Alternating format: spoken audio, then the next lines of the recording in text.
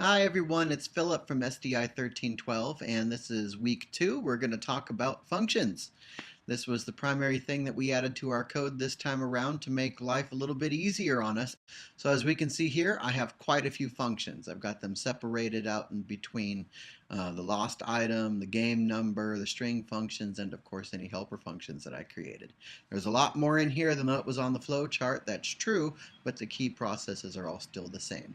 So what to me is a function and how did I learn them?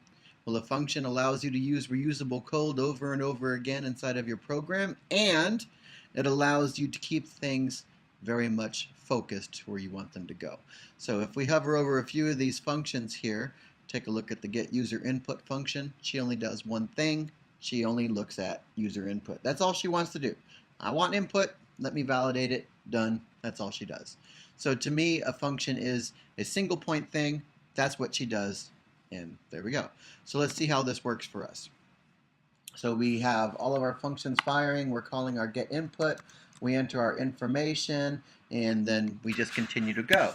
And as we move on through this, my validation function, that first one I showed you, is making me continually ask this question because I'm entering invalid data.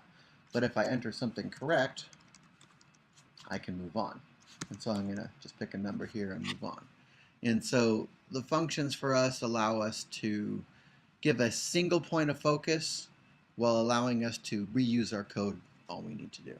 And so it also gives us an added benefit of making our assignment smaller, or making our code smaller in this case. So this is our code right here for project 2. It's not very long, but look at what it was for project 1. It was significantly longer.